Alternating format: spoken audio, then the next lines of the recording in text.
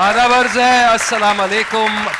बारान रहमत के इफ्तार के बाद के सेगमेंट में आप सबको इस्तकबाल करते हैं। जैसे कि आप सब जानते हैं, ये हमारा सेलिब्रिटी लाउंज का सेगमेंट है और आज वाकई हमारे लिए बहुत फ़ख्र की बात है, हमारे साथ जो सेलिब्रिटीज़ मौजूद हैं वो वाकई प्राइड ऑफ पाकिस्तान है। ये कौन है, इनका तारुफ तो हम एक सेकंड में करा ही देंगे, लेकिन साथ साथ इतना भी याद कराते जाएं कि अगर आप, क्योंकि ये रमज़ान का महीना है, नेकियों का महीना है, अगर आप नेकियां करना चाहते हैं, खूब सवाब कमाना चाहते हैं, अब बहुत ही आसान हो गया है। अपने स्मार्टफोन पर एक बहुत ही सिंपल ऐप है जो आप डाउनलोड कीजिए, www.madadgar.org, और अपने हिसाब से, अपने बजट के हिसाब से उन लोगों को अपने इर्द गिर्द ढूंढिए जिन्हें आपकी मदद की ज़रूरत है और अपने बजट के हिसाब से उनकी मदद कर सकते हैं। बिल्कुल, #डाउनलोड फॉर ब्लेसिंग।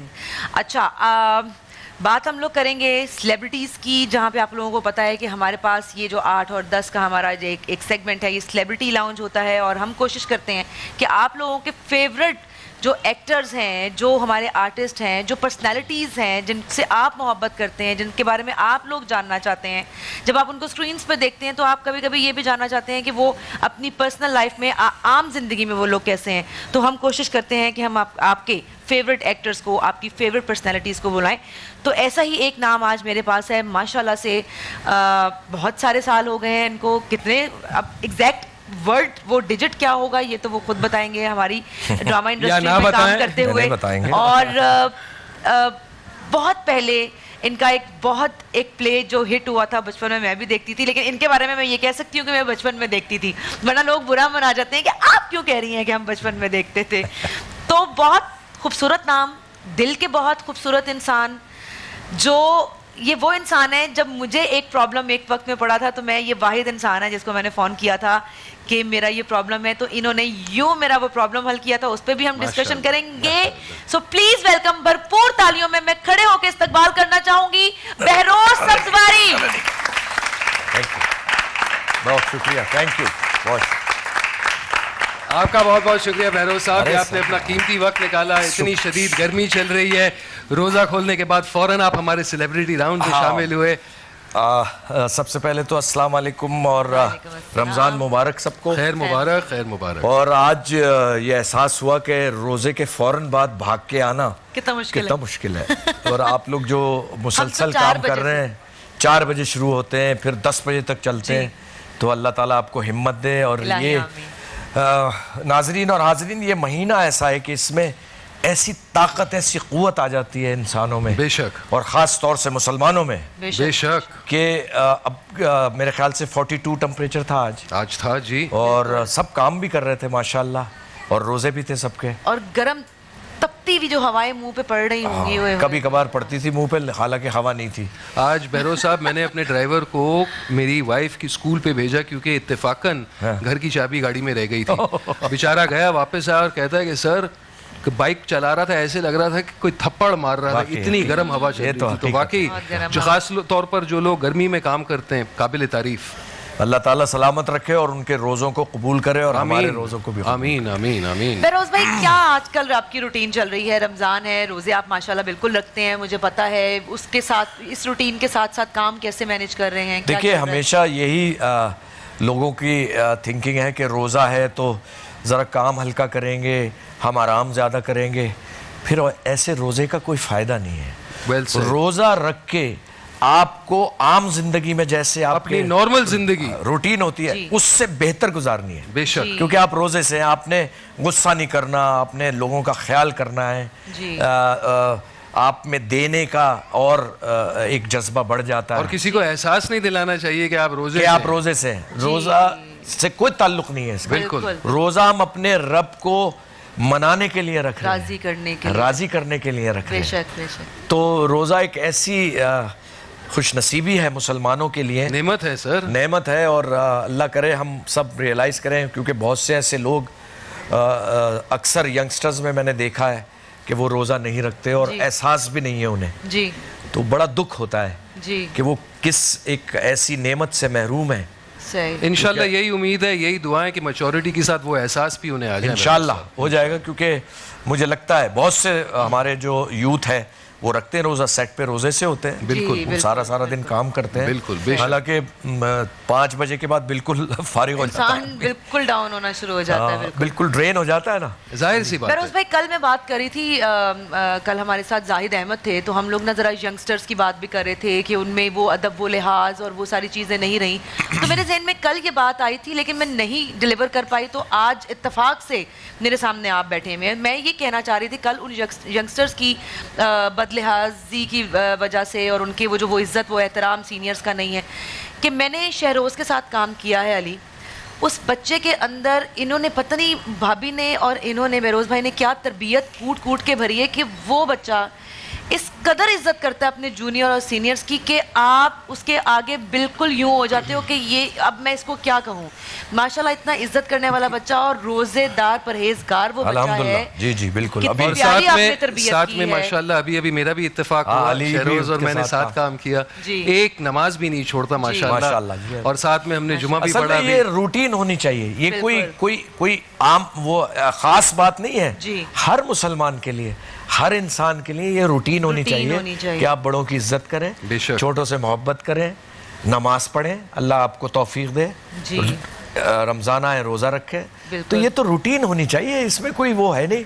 अब देखिए, जो जैसे आप बता रही थी कि जो यूथ में शायद वो इज्जत नहीं करते, असल में उनके घर से नहीं सिखाया गया, बिल्कुल ये घरेलू माहौल पे होती है, सारी तरबियत की बात होती है, तरबियत की बात होती है। नमाज रोजा आप घर में जब देखेंगे ना, ऑटोमेटिकली करना शुरू करेंगे, सिंपल सी बात है, में भी आता है। और इसी तरह इज्जत, बड़ों का एहतराम, ये भी कुदरती तौर पे आता है जब आपके घर में किया जाता है। बिल्कुल मेरे ख्याल से मुझे तो यही समझ। बैरो साहब ये बताएं कि आपको याद है आपने पहला रोजा किस उम्र में रखा था?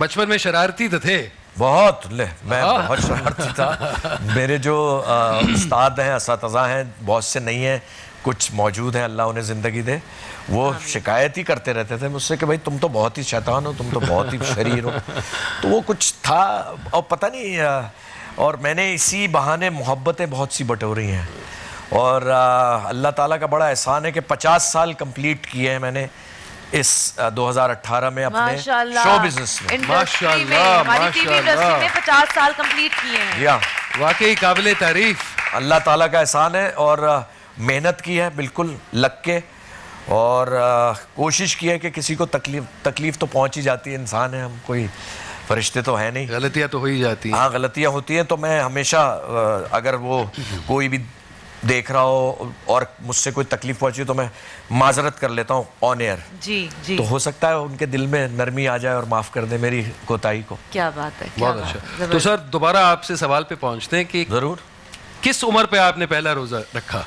रोज़ा मैंने मेरे ख्याल से मैं बहुत छोटा नहीं था, 10 बरस की उम्र में मैंने रोज़ा रख लिया था। तो यही सबका ऑलमोस्ट यही होता है, कोई 8 साल बोलता है, कोई 10 साल बोलता है, कोई 9 साल, 9-10 साल की उम्र में मेरे ख्याल में चिड़ी रोजा था या पूरा वाला रोजा था? नहीं, पूरा रोजा, चिड़ी रोजा। चिड़ी रोजा क्या? वो रोजा ही कहाँ हुआ? पहले चिड़ी रोजे से शुरू होता है। नहीं, चिड़ी रोजा वही रोजा पक्का था, क्योंकि जहाँ हम रहते थे जैकब लाइन एक एरिया है यहाँ पे अभी भी मौजूद है, वो GOR था पहले, अब्बा मेरे नेवी में थे, तो हम वो बैरिक्स थी, आर्मी की बैरिक्स होती है, उनमें रहते थे हम, तो वहाँ पे मस्जिद भी सामने थी, तो हमें ऐसी ट्रेनिंग मिली अल्हम्दुलिल्लाह, अल्लाह का बड़ा एहसान है, जो मेरे ख्याल से अगर हम उस वक्त किसी पॉश एरिया में या बंगले में रह रहे होते तो शायद वो नहीं मिल पाती। ये अल्लाह की कैसी करम है, माशाअल्लाह, करम नवाजी है, और बस ये सिस्टम में आ गया, फिर तो सभी रखते थे रोजा। बिल्कुल, तो हमें भी रखना लाजमी है, और रोजा रख के सहरी करके हॉकी भी खेलते थे, यकीन जानिए, हॉकी खेल के 1 घंटा हॉकी खेल के फिर स्कूल की तैयारी करके स्कूल जा रहे हैं, और फिर जब स्कूल से आ रहे हैं तो फिर हालत बिल्कुल फारिग, फिर जाके लेट गए, हो जाता है। तो बस ये ऐसा अल्लाह का बड़ा एहसान है, बस बहुत करम है उसका। माशाल्लाह माशाल्लाह, क्या बात है आपकी। देख लें, यही हमारे एग्जाम्पल्स हैं और हमें इन्हीं को फॉलो करना है। और सबसे काबिले तारीफ बात यह है कि 50 साल के बावजूद, 50 साल इंडस्ट्री में काम करने के बावजूद, आज भी जब आप सेट पर जाते हैं तो उतने ही जोश और रुतबे के साथ परफॉर्म करते हैं अल्हम्दुलिल्लाह, जैसे पहली बार आप कैमरा के सामने आ रहे हैं। और कभी जिंदगी में इन 50 सालों में बेरोज भाई कहीं आपको लगा हो कि मैं तो उस उरूज पे पहुंच गया हूँ, और मैं तो बहरोज सब्जवारी बन गया हूँ। तो कभी सरिया आने की कोशिश आई है गर्दन में? देखिए वो तो जब मैं पहुंचूंगा तो सोचूंगा। अच्छा, वाह, वाह, वाह, वाह। ये चीज होनी चाहिए भाई। और वो मेरे ख्याल से मैं जब मौत का एक दिन मुअय्यन है, जब तक मौत आएगी जब तक तो मैं पहुंच नहीं पाऊंगा। हाँ, अल्लाह रहम करे। इंसान सारी जिंदगी सीखता रहता है। और एनीवे ये बताएं कि इंडस्ट्री में आने के लिए आपको स्ट्रगल करना पड़ा था या आप किसी के पर्ची पे आ गए थे? ये इत्तेफाक कैसे हुआ? मैं आपको बताता हूं। हाँ। एक बहुत सीनियर, मेरी जो मदर इंस्टीट्यूशन है वो पीटीवी है। बेशक आपके जमाने के सारे आर्टिस्ट। जी हाँ, क्योंकि उस वक्त था ये पीटीवी। पहले मैं पीटीवी में गया हूँ। मुझे एक मरहूम अल्लाह गरी के रहमत करे, हमारे उस्ताद भी थे, आफ्ताब अजीम, सैयद आफ्ताब अजीम एक बहुत सीनियर प्रोड्यूसर थे, उनका इंतकाल हो गया। वो 68 में पहली बार मुझे ले गए थे टेलीविज़न पे, जो मैंने जिक्र किया ना, जिस एरिया का जहाँ मैं रहता था जैकब लाइंस में जी, वो भी हमारे पड़ोस में रहते थे। अच्छा। और वो आर्मी से नए नए उनको वो फारिग हुए थे, रिलीज़ हुआ था या पता नहीं, लेकिन निकाले गए थे, अल्लाह जानता है। तो वो पीटीवी पे प्रोड्यूसर हो गए थे, अपॉइंटमेंट मिल गया था फ़ौरन उनको 68 में। यानी 67 नवंबर में कराची में टेलीविज़न स्टार्ट हुआ और 68 में मैं चला गया था। फैंसी ड्रेस शो था एक, अच्छा। उसमें मुझे ले गए थे। अच्छा। इससे पहले ड्रामा स्टेज में, स्कूल में प्लेज वेज करते थे? जी हाँ, वो तो हम मोहल्ले में भी करते रहते थे। अच्छा। पैसे जमा करके 4 आने जमा किए सबसे, वो डाइनिंग टेबल्स का स्टेज बनाया। अच्छा। ये तो मुसलसल करते थे, एक्टिविटीज चलती रहती। जी हाँ बिल्कुल। और फिल्मों का मेरी वालदा को बहुत शौक था और हम उनके साथ फिल्म देखने भी जाते थे। अच्छा। तो वो इंस्पिरेशन आता है। हीरोज आपके सामने थे। क्या बात है, जैसे मोहम्मद अली, वहीद मुराद है। पहला प्ले कैसे मिला? और जब पहला प्ले तो वो वक्त है जब लाइव होती थी परफॉर्मेंस, मुझे अच्छी तरह याद है। इशरत अंसारी साहब हयात है, बहुत बड़ा नाम है पाकिस्तान टेलीविजन का। ड्रामा लाइव हुआ करता था? ड्रामा लाइव होता था भाई। तो 3 कैमरा 5 कैमरा का सेटअप स्टूडियो में लाइव ब्रॉडकास्ट जा रहा था। वजह कैसे हो जाता था, वो 5 दिन हम रीडिंग करते थे, रिहर्सल होती थी बाकायदा, और 2 दिन मूव्स ब्लॉक होती थी, ताकि टेक्नीशियंस, कैमरा वाले, लाइट वाले, साउंड वाले, सब जबरदस्त। उसके बाद वो जब आपका 9 बजते थे ठक करके ड्रामा शुरू होता था। तो literally it was like doing a theatre play in a television studio. Sir 100% ऐसे। क्या बात है सर। नहीं तो उसमें काफी नर्वस, स्पेशली यंग उम्र में। मैं अली भाई, मैं इतना छोटा था, पता ही नहीं था कि क्या हो रहा है मेरे साथ। मैं आपको सच बता रहा हूँ। तो जब आप में सेंस आता है ना, फिर आप कॉन्शियस हो जाते हैं, फिर डर लगने लगता है। रिमेंबर दैट, कॉन्शियसनेस जब आती है। पहले तो पता ही नहीं है ना आपको, आप खुश हैं बस, ओहो मोहल्ले वाले खुश हो रहे हैं, ड्रामे में आए थे। उस वक्त तो ज़हन में सिर्फ ये चल रहा होगा कि और क्या देखेंगे ना सब। तो फिर स्कूल जा रहे हैं तो हेडमास्टर बुला रहे हैं कमरे में, अरे भाई तुम्हारा वो ड्रामा चला था, भाई बहुत अच्छा काम किया, शाबाश। तो ये एक अजीब सी फीलिंग थी। और फिर यही परवान चढ़ती रही, यानी वो जो फेम मिलता रहा। और फिर एक वक्त आया, खुदा की बस्ती एक मेरा सीरियल था जी जी जी, जो कि पीटीवी का बहुत मायानाज सीरियल था 1973 में जी। तो उससे बहुत शोहरत मुझे मिली और मेरा दिमाग खराब हो गया। ओह अच्छा, हुआ था अली, सच बता रहा हूँ। हाँ, सर जाहिर सी बात है, हम इंसान हैं। इतनी शोहरत मिली कि मैं, अब मुझसे लोग कह रहे हैं हेलो आप, मेरा नौशा नाम था उस खुदा की बस्ती में उस कैरेक्टर का। 1 सेकंड रुक जाएं, कौन है? जरा सस्पेंस डालने दें। नहीं 1 मिनट ना, ये कोई बहुत मजे की बात होने वाली है। मैं आप लोगों को बता रही हूँ कि ये जो इन्होंने कहा ना कि मेरा हो गया दिमाग खराब जब मैं बहुत मुझे फेम मिल गया, ये बात हम बिल्कुल सुनेंगे। आप लोगों ने अपनी टेलीविजन स्क्रीन से कहीं नहीं हटना। हम छोटा सा एक ब्रेक ले रहे हैं और हमें हमारी ट्रांसमिशन को स्पॉन्सर किया है जी कोका कोला और सर्फ एक्सेल ने। Will take a short break here, please stay with us. Okay.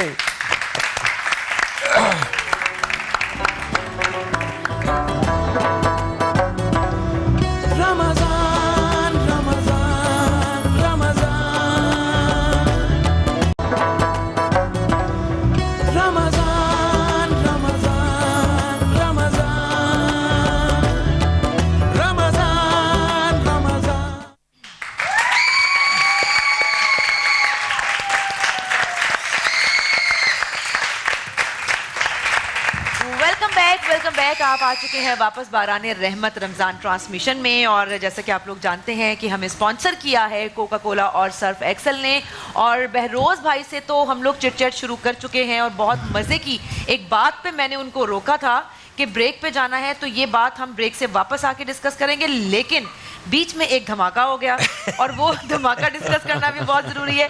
मैंने आप लोगों को शुरू में बताया था कि आज हम बहुत ही एक्साइटेड हैं, क्योंकि ये दो नाम जिनसे एक से आप मिल चुके हैं, दूसरा नाम हमारी इंडस्ट्री का बहुत बड़ा नाम।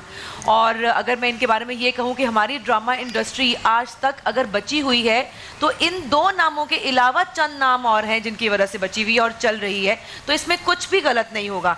माशाल्लाह इतना सारा काम किया। और कुछ मैं भी अपने बारे में बताऊं कि मैंने इनके साथ एक प्ले किया, तो उस प्ले के बाद मेरा नाम लोग कम जानते हैं और डॉली के नाम से मुझे लोग ज्यादा जानते हैं। तो मेरे ख्याल में आप लोग समझ ही गए होंगे कि मैं किसका जिक्र कर रही हूँ। इससे पहले कि हम और जरा टाइम बढ़ाएं, तो मैं एक बार फिर चाहूंगी ऑडियंस से भी कि प्लीज सब खड़े होकर इनको वेलकम कीजिए तालियों में। Bushra Ansari. Thank you so much. एक वाकई खूबसूरत धमाका। तशरीफ रखें बुशरा आपा। Thank you for joining us. Thank you very much. और आप सबको बहुत बहुत रमज़ान मुबारक। ये खूबसूरत महफिलें इस खूबसूरत महीने में हमें मौका मिलता है कि सजाएं, और फिर एक दूसरे से मुलाकात का मौका भी मिल जाता है। बिल्कुल ऐसे ही है। सो बहुत अच्छा लग रहा है, और बहुत हर तरफ ये महफिलें सजी हुई हैं। माशाल्लाह माशाल्लाह। तो बहुत खुशी हुई यहाँ की। मतलब ऐसे तो मुझे तो जेलसी फील होनी शुरू हो जाती है आप सामने आती हैं तो। अच्छा। बस अब मैं तो गई, मेरी तो कोई तारीफ नहीं करेगा। ऐसा तो नहीं इतनी हसीन खातून माशाल्लाह माशाल्लाह। मैं जब भी बुशरा आपा को देखती हूँ स्क्रीन पर सामने, अपने आप को बहुत प्यारा सा मेंटेन करके रखती हैं, और कपड़े ड्रेसिंग अस्मा आपा और बुशरा आपा के मेरे फेवरेट हैं ये दोनों। मेरी ड्रेसिंग में, अपने आप को बना संवार के रखने में, और अपने एक उसमें कहते हैं ना कि यूं अपने एक स्टाइल में रहने वाले। बेटा बड़ा खर्चा करना पड़ता है।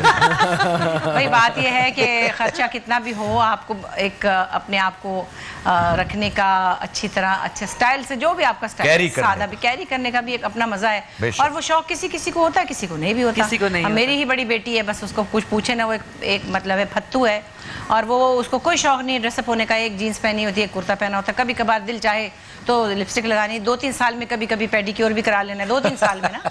तो वो छोटी को शौक है, लेकिन ये अपना अपना शौक होता है। और फिर जाहिर हम इस फील्ड में हैं तो हम चाहते तो हैं कि हम कुछ प्रॉपर लगे, है ना। अच्छा, बहुत सारे लोग, अभी मैं आपकी बातों काट रही हूँ, यहाँ बैठे स्क्रीन पे बैठे हुए सिर्फ बहरोज भाई की बात को कंप्लीट होने के लिए एक बार वो मुकम्मल हो जाए जी। वो एक बार मुकम्मल हो, दिमाग खराब अभी कर। तो वो जब खुदा की बस्ती, बुशरा मैंने बता रहा था, खुदा की बस्ती जब चली तो वो बहुत ब्लॉकबस्टर थी। मकसद है लोगों का, मकसद है सब रुक जाता था। बहुत बड़ा नॉवल था शौकत सिद्दीकी साहब का, और उसमें फेम मिल गई, सेंट्रल कैरेक्टर मेरा, चने के झाड़ पर चढ़ गया आप तो। और मेरा दिमाग खराब हो गया, सीरियसली कह रहा हूँ। ये मैं इसलिए सुनाता हूँ, और जरूरी है कि जो जूनियर्स हैं वो सीखें। नहीं, छोटा बच्चा बदतमीज हो गया बस दूसरे शब्दों में। नहीं, और भी कुछ और भी कुछ। अच्छा। अब क्या होता था कि लोग मुझसे मिल लेते थे, जैसे हेलो नौशा, आप नौशा हैं? और ये अब मैं कहता हाँ मैं हूं, तो फिर क्या करेंगे आप? अल्लाह। अब ये हो गया। अब वो उस वक्त मेरी उम्र थी 14-16 साल ये वाली, और टीन एज। जी हाँ, टीन एज भी ऐसी खतरनाक। अच्छा, वो खुदा की बस्ती हो गई, वो तो हिट हो गई।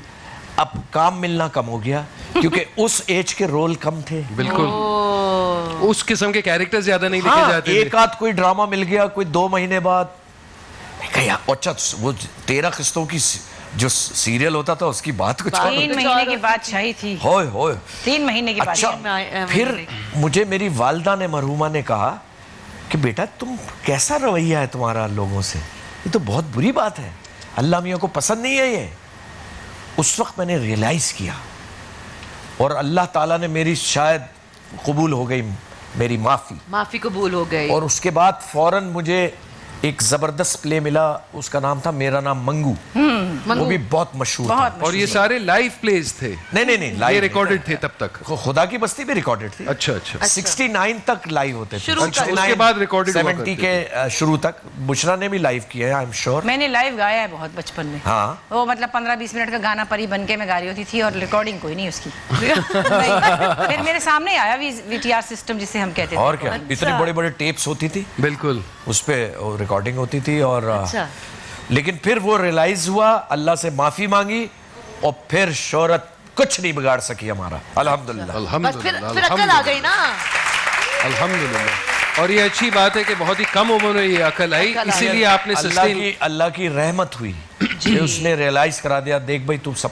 और यकीन जानिए कि रब ताला हर लम्हा आपको खुली किताबें दिखाता है। बेशक बेशक। सीखने का होना चाहिए फन आदमी में। बिल्कुल। तो आप सीख सकते हैं कि क्या अच्छा है और क्या बुरा है। बहुत दफा ना गाइड करने वाला कोई नहीं होता। जैसे आपने कहा कि आपकी अम्मी ने आपको रियलाइज कराया कि बेटा ये क्या रवैया, अपने आप को ठीक करो जी। तो आपने रियलाइज किया और आपने अल्लाह ताला से माफी मांग के अपने आप को ठीक कर लिया। लेकिन बहुत दफा ऐसे होता है कि आप यूं बन ठन के अपने आप को पता नहीं क्या समझ रहे हो, तो लेकिन आपको कोई अच्छा गाइड करने वाला नहीं होता कि गलत कर रहे हो, ये मत करो, बल्कि और बढ़ावा दिया जा रहा था। हाँ हाँ एटीट्यूड तो होना चाहिए, एक्ट्रेस हो एटीट्यूड तो होना चाहिए। नहीं एक्चुअली जो पाकिस्तान टेलीविजन जो इंस्टीट्यूशन था हमारे मदर इंस्टीट्यूशन, वहाँ पे जो लोग थे ना डायरेक्टर्स वगैरह, अरे क्या वो आपको बहुत ग्राउंडेड रखते थे। बिल्कुल नॉर्मल इंसानों की तरह बिहेव करना। मतलब खैर ये तो एक बच्चा था जो थोड़े दिन के लिए बिदका था, बच्चा था ना, बचपना था, इसमें अकल नहीं थी उस वक्त। लेकिन ये जैसे ही शऊर आया तो समझ में आ गई बात।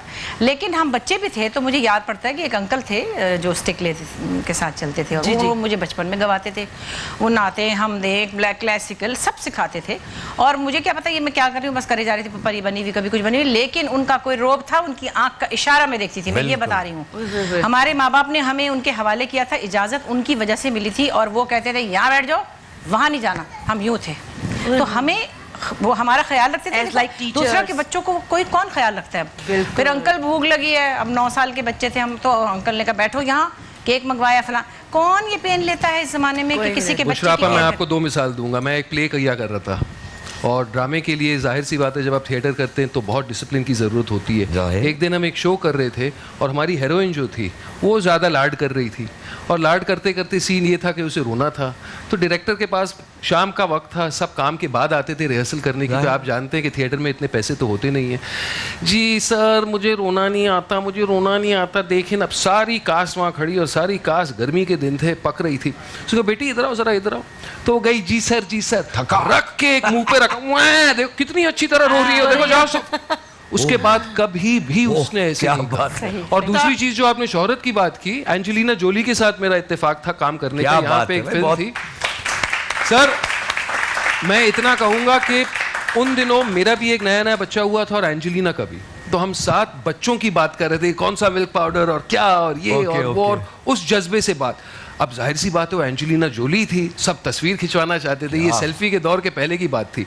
तो हर 2-2 मिनट वो बंदी ऐसी कि 1 सेकंड का गुरूर नहीं, ये नहीं कि अच्छा जी तस्वीर ले लें। वो एक्सक्यूज करती थी, खड़ी हो जाती थी, बाकायदा एंजेलिना जोली बन जाती थी, तस्वीर खिंचवाती थी, और फिर नॉर्मल सी बंदी। अच्छा तो ये सब सीखने को मिलता है, जरूरी है, और ये बहुत जरूरी है ग्राउंडेड रहने के लिए। बिल्कुल ऐसे ही। बिल्कुल।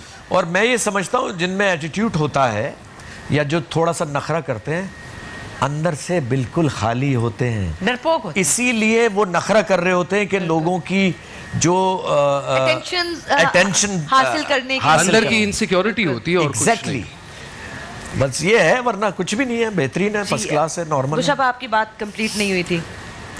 हाँ मैं क्या बात कर रही थी, बहुत अच्छी बात कर रही थी, मैं उसको आगे बढ़ाता हूँ कि जो असातिज़ा थे हमारे, जैसे ये अपने उस्ताद की बात कर रहे हैं, आप देखें वो बहुत इंपॉर्टेंट थे, जैसे काजी वाजिद, जैसे महमूद अली, जैसे सुबानी बा यूनुस, मोहम्मद यूसुफ, इन सब ने उंगली पकड़ के मुझे चलना सिखाया है, लिटरली कैसे बोलना है, कैसे बैठना। ये एक शैतान बच्चा था जो मैं पहले कह चुका, और वो ये बाहर कर चुके हैं आप। लेकिन इसका ये डरता था, सुभानी बाई से बड़े रूप वाले थे। और ये सारे के सारे चारों अंकल जो थे, मैं बाद में आई थी इस्लामाबाद से, ये बचपन में यहाँ पे था, तो इसकी जान भी निकलती थी उनसे। मतलब जान यूँ निकलती थी कि ये ही used to care for them, उनकी कोई अहमियत थी तो जान निकल गई, वरना वो क्या लगते हैं, क्या कर लेंगे, बाप की तरह थे भाई, हमारी बाप की। तो ये चीजें कि मैं खुद सोचती थी। एक दफा तलत हुसैन साहब, मुझसे तो जाहिर है बहुत सीनियर है, वो एक प्ले में उन्होंने मुझे कहा कि मेरा एक प्ले कर लो, कोई प्राइवेट उस जमाने में शुरू हुआ था नया। मैं बड़े बच्चों की अपने साइकिल में थी, बच्चों का स्कूल फला टेस्ट ये वो, तो मेरी कोई नौकरानी भाग गई थी। अब मैंने कहा मैं कि तलत, पहले तो मैंने कहा अच्छा, फिर उसके बाद नौकरानी भागी, मैं कब तलत में क्या करूँगी, ड्राइवर भी नहीं है, फलाना भी नहीं। उन्होंने कहा हम पिक करा लेंगे, हम बड़ा कुछ। खैर वो उनकी आंखों में आंसू आ गए कि मैं तो तुम्हारा नाम दे के यूँ कर लिया। मैं कहा अच्छा मैं करती हूँ। अब बच्चों को स्कूल से छोड़ के आके रोलर्स लगा के तैयार साड़ी पहन के मेकअप करके मैं 7:45 बजे बैठ जाऊँ। वो कहते हैं तुम कौन हो भाई? अब जब मैंने कह दिया आपसे तो फिर, और मेरे से पहले मेरा तलत हुसैन इंतजार करें, मुझ पे तो लानत है जी। अगर मेरा बदर खलील, उज़मा गिलानी मेरा इंतजार करें तो मेरे लिए शर्म की बात है। ये बिल्कुल बिल्कुल ये है इज्जत, बिल्कुल। और ये हमारे पीटीवी के डायरेक्टर्स फिर कहूंगी, मोहसिन अली साहब को जन्नत नसीब करे। इसी तरह हमारे पास शहजाद खलील साहब, क्या बात, हमारी सुल्ताना सिद्दीकी है, मतलब जितने हमारे सीनियर डायरेक्टर, कासिम जलाली साहब, वाह वाह। एक बेसिक लेवल की सबको तमीज थी वहाँ। मुझे नहीं याद वैसे कि उस जमाने में कोई मगरूर बदतमीज टाइप कोई इंसान था। नहीं, लाहौर का एक था, मैं नाम नहीं लूंगी। ये नाम आप ब्रेक के बाद ले ले। नहीं मैं नहीं उनका नाम, ये चले ब्रेक में, बहुत बड़े एक्टर है, मैं नहीं, ऐसे बुरी बात होती है। वैसे मेरा रोजा खुल गया लेकिन रमजान चल रहा है। नहीं, चुगली पूरी नहीं है, अधूरी है। लेकिन रमजान में झूठ बोलना भी गलत है। रमजान में कभी भी झूठ बोलना गलत। गोल कर सकते हैं रमजान में, है ना भाई? नाम लिए बगैर बात गोल होगी, बस हो भी गई और नहीं भी हुई। लेकिन मैं तो ब्रेक में पूछने वाली हूँ वो क्या नाम है। चले, ऐसी मजे बातें हो रही हैं, हम इनको कंटिन्यू करेंगे, लेकिन इस वक्त हमें एक छोटा सा ब्रेक लेना है। जाने से पहले इतना याद दिला दें, this show has been sponsored by Coca Cola and Surf Excel. कहीं ना जाइएगा, थोड़ी देर बाद हम वापस आते हैं।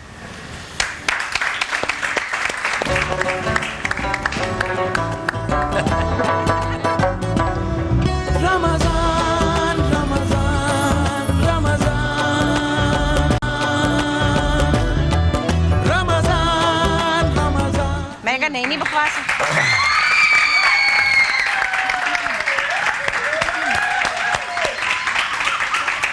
अस्सलाम वालेकुम, आदाब अर्ज़ है, वेलकम बैक। बहरान रहमत की सेलिब्रिटी लाउंज का सेगमेंट चल रहा है और उम्मीद है कि हमारे तमाम नाजरीन और हाजरीन और तमाम घर पर बैठ के जो टेलीविज़न के ज़रिए देख रहे हैं, सब ने बड़े इत्मीनान से इफ्तार की होगी, नमाज अदा की होगी और फिर हमारा ये सेगमेंट देखने बैठ गए होंगे। हमारे बहुत ज़बरदस्त प्राइड ऑफ पाकिस्तान के गेस्ट हैं। हमारे लिए बहुत फ़ख्र की बात है कि इन्हें इंटरव्यू करने का मौका मिल रहा है।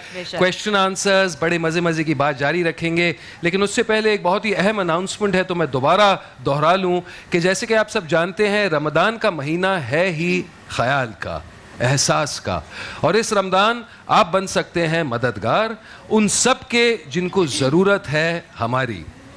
मददगार ख़ातीनो हज़रात एक ऐसी एप्लीकेशन है जिसके ज़रिए हम और आप ढूंढ सकते हैं उनको जिन्हें हमारी ज़रूरत है। आपके पास अगर कोई ऐसा है जिसको तलाश है मददगार की, सिर्फ मददगार की एक ऐप अपने मोबाइल फ़ोन पर डाउनलोड कीजिए और अपने बजट के हिसाब से आप उनकी मदद कर सकते हैं। मददगार एक ज़रिया है, जी हाँ हाजरीन, मददगार एक ज़रिया है नेकियां कमाने का। है वही लोग जहां में अच्छे आते हैं जो काम दूसरों के। बेशक। और अगर आप ज़रूरतमंद हैं तो आप जा सकते हैं मददगार की वेबसाइट पर www.madadgar.org पर, जहां आप रजिस्टर कर सकते हैं खुद को अपने विटनेसेस की ईमेल्स के साथ और CNIC के नंबर के साथ, और अपना जो भी आपका मसला है, मसाइल है, वो अपनी ज़रूरत मेंशन कीजिए।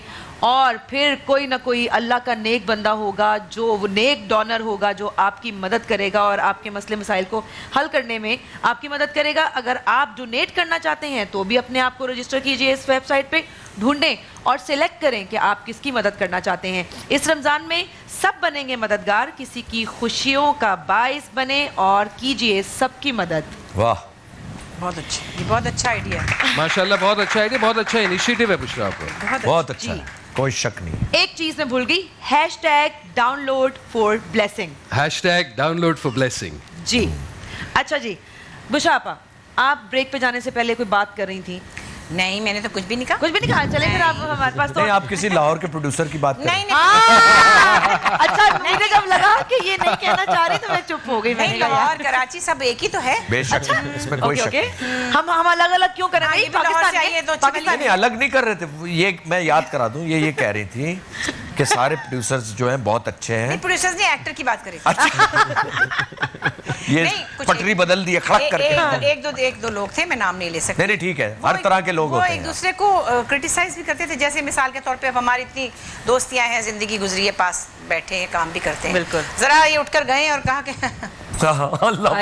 अल्लाह करे, ऐसे लोग बड़े मुनाफिक नहीं। और होते हैं। ये पीटीवी में अक्सर होता था। बुशरा, मैं याद करा रहा हूँ, तुम्हें याद आएगा। नाम ना लेना। नहीं नाम नहीं लेना। कोई एपिसोड चला है मेरा और बुशरा का जी, एक प्ले चला जी। अब हम कॉरिडोर में गुजर रहे हैं। सबसे पहले आप अतराफ वालों का जानना चाहते हैं कि उनका व्यू क्या है। बिल्कुल। बाहर का तो बाद में पता चलेगा, लेकिन बिजनेस वाले का तो जाने है ना। बिल्कुल। तो अब आप कॉरिडोर में जा रहे हैं। अस्सलाम वालेकुम। वो देखी थी किस्त आपने? अच्छा देखते समय नहीं यार सॉरी मैं तो देख ही नहीं सका। अल्लाह अकबर, हद है। ऐसा अक्सर होता था यार। और एक हमारी दोस्त हमेशा कहती थी, hi you must give me the DVD, I couldn't follow. Oh my God, I heard it was so good but sorry but I couldn't see it. मगर डीवीडी देना मुझे। वो नहीं मैं ताब नहीं ला सकी असल में। नहीं वो वीएचएस का जमाना भी चला गया, डीवीडी का भी चला गया, अब यूएसबी का भी आ गया, वो भी चला जाएगा। उन्होंने कुछ भी अब डायरेक्टली यूट्यूब पे ही देख ले। वो नहीं देख सकती हूँ। तो बहरहाल ये होता है कभी कभी। अच्छा बुशापा, आपने बिल्कुल ऑफ ले लिया रमजान में, आप कोई काम नहीं करना? नहीं माशाल्लाह अपनी तरफ से तो ऑफ लिया हुआ है, लेकिन छोटा मोटा ऑन ऑफ चलता रहता है। नहीं एक्चुअली मैं ड्रामा के प्रोजेक्ट नहीं ले रही थी। मैंने कहा मुझे सुकून से रोजे रखने दो। और हमारा एक सीरियल चल रहा है बेदर्दी, आजकल लोगों को असल में ऑन एयर है, तो हम लोग फंस गए, वो हैंड टू माउथ है। तो अब हम मुसलसल कर रहे हैं उसका। अच्छा साथ करते जा रहे हैं। हाँ लेकिन हमें अभी इसका प्रेशर थोड़ा कम है। हमें जून में फर्स्ट वीक में कुछ टाइम देना है और वो फिर इसके बाद जुलाई में देना है। लेकिन साथ साथ आपने इस रमजान में कोई और भी बहुत बड़ा काम किया है मुझसे आप पर। बस एक नात रिकॉर्ड कराई है। वैसे तो नात हम पढ़ते रहे हैं बचपन से। मैं बल्कि सबसे कहती पहली मेरी परफॉर्मेंस जो स्कूल के स्टेज पे थी वो नात की थी माशाल्लाह। और जब हम पीटीवी में बच्चों के प्रोग्राम में गाते थे तो एक बड़ी अच्छी ट्रेनिंग थी। हम नातें और मरसिया, नौहा, मिल्ली नगमे सब कुछ हमें कराया जाता। That was part of a training actually. जबरदस्त। और जो वक्त जैसा ईद के गाने और मतलब खुशियों के गाने, तो सब वक्तों के जितने मुनासिब वो वक्त थे, तो उसमें नातों की बहुत एक लंबी फहरिस्त है जो मैं बचपन में पढ़ा करती थी। मगर एक नात जो हम सबको बड़ी पसंद है और बहुत अच्छी वो नात बुशरा ने कही है। मैं स्पेशली आपने सच कह रहा हूं, रमजान के लिए अभी रिकॉर्ड कराई है। एक्चुअली कराई है माशाल्लाह। इसका क्रेडिट भी मुझे ही जाता है। हाँ। माशाल्लाह माशाल्लाह। इसके पीछे क्या है? इसके पीछे नहीं है, इसके आगे है सब कुछ। पीछे क्या है कुछ बताएं नहीं। जरा। एक साहब हैं जिन्होंने मुझे कहा कि बहरोज भाई आपकी आवाज़ में नात रिकॉर्ड करनी। मैं सच कह रहा हूँ। अच्छा। ये जो सोशल मीडिया के लिए वो उनका चैनल है हीरा गोल्ड, उस पे वो सब ये रिलीजियस चीजें आती हैं, इस्लामिक चीजें यूट्यूब। तो मैंने सिर्फ खुदा जानता है कि मेरी औकात ही नहीं है। नात खां जो है वो बहुत बड़े लोग हैं, बड़ा अच्छा पढ़ते हैं लोग, जो क्या नाते पढ़ते हैं लोग, तो हम तो पहुंच ही नहीं सकते। लेकिन दिल में वो बचपन की एक नात याद थी मुझे। मैंने कहा ये वाली पढ़ सकता हूँ अगर आप कहेंगे। खराबी होगी लेकिन वो रिकॉर्ड भी हुई और आप देखिएगा जरूर आप लोग उस पर। हाँ, उस पे यूट्यूब और हीरा गोल्ड के नाम से है वो। फिर बहरोज के वो दोस्त है तो इन्होंने मुझसे कहा कि तो फिर मैंने बुशरा से मैंने कहा बुशरा तुम तो माशाल्लाह इतनी अच्छी आवाज़ है, तुम गाती हो, समझती हो सब कुछ। तो बुशरा ने रिकॉर्ड कराई। क्या मायानाज। तो ऐसा तो हो ही नहीं सकता कि हम ना सुने। क्यों ऑडियंस? जरूर, बिल्कुल। बिस्मिल्लाहिर्रहमानिर्रहीम।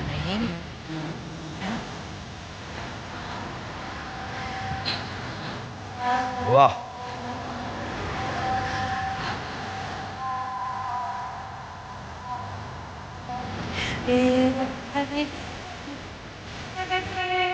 वाह वाह वाह।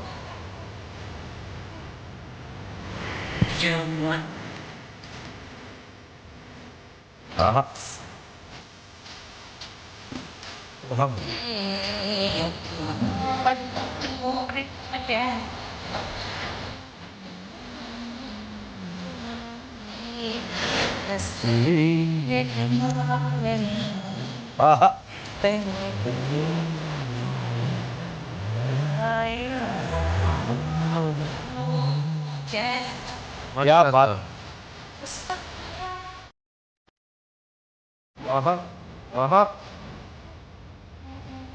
सुभान अल्लाह, अल्लाहुम्मा सल्ली अला सय्यदना।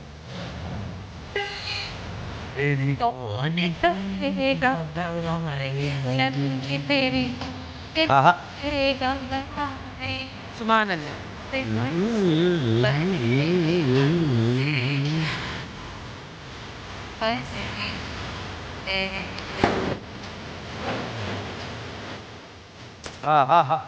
या मोहम्मद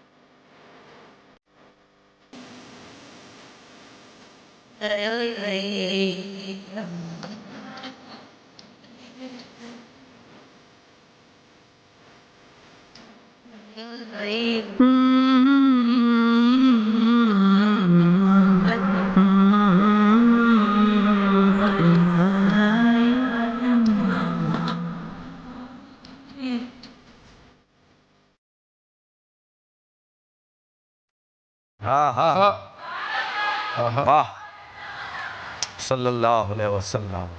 सुभान अल्लाह, सुभान अल्लाह, बहुत बहुत शुक्रिया। सुभान अल्लाह, क्या बात। मुशर्रफा, बहरोज भाई ने तो हमें बता दिया इन्होंने अपने करियर का आगाज कैसे किया। ये पता है कि बचपन से आपको शौक था परफॉर्मिंग आर्ट्स का? बचपन से ये ख्याल था, ये यकीन था कि मैं तो सिंगर हूँ और गाना ही मुझे गाना। नहीं तो वालिदैन ने बचपन में इजाज़त कैसे दी? एक्चुअली इजाज़त का एक मसला तो था, लेकिन चूँकि फैमिली में बहुत ज़्यादा म्यूज़िक से शगफ था। वालिद मेरे बहुत पढ़े लिखे थे, he was a very learned man. Hollywood से फिल्म मेकिंग पढ़ के आए थे जब मैं 3 साल की थी।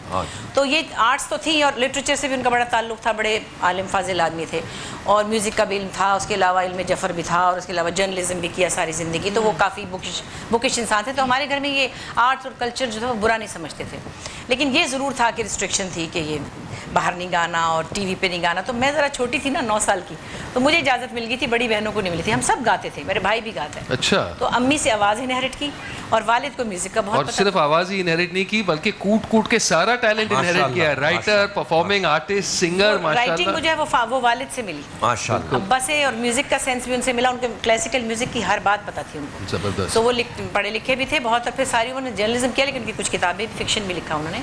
तो ये चीज़ें समझे कि इंग्रेडिएंट्स जो थे वो मैन्युफैक्चरिंग फॉल्ट्स में आते हैं। तो घर में चीज़ें ये सब थी, लेकिन इजाज़त बाद में जो बाकायदा मिली वो शादी के बाद मिली। देखिए इजाज़त तो मिल गई, लेकिन जो मुसलसल पॉलिश करती रही ना, ये वो सबसे बड़ी बात। असल है पॉलिश करना। बात तो वो आप एक दफ़ा आपको ब्रेक मिल गया, जी। अब हर दफा तो नहीं ब्रेक मिल सकता, मिलेगा, फिर आप उसको पॉलिश करते रहते हैं। बिल्कुल अली खान बिल्कुल सर, दे सीखते सीखते तो सलमान खान भी एक्टर बन गया। ऐसे ही होता है, देख ले जी, रुला देता है भाई, कह रहे हैं भाई रुला देता है वो, रुला देता है अब तो, की कसम रुला देख ले। इतने मजे की गुफ्तगू चल रही है कि ब्रेक लेने का दिल अरे नहीं फिर करता, इश्तिहार मिल गए, लेकिन मुबारक।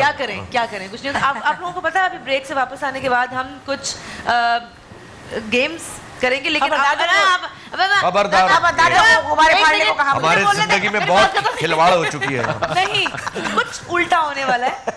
उल्टा आप लोग हमारी कुर्सियां पे बैठ जाएंगे, करवाने वाले हैं। फिर ठीक है, नहीं मतलब इनकी नौकरी जाएगी और हमारी आएगी। इन लोगों को बर्खास्त करते हैं नौकरी से, है ना। तो यहाँ पे छोटा सा ब्रेक लेते हैं, ब्रेक से वापस आते हैं, गेम्स करेंगे। और आपको बताती चलूं कि इस खूबसूरत ट्रांसमिशन के लिए हमारे साथ इश्तराक किया है कोका कोला और सर्फ एक्सेल ने। Will take a short break here, please stay with us.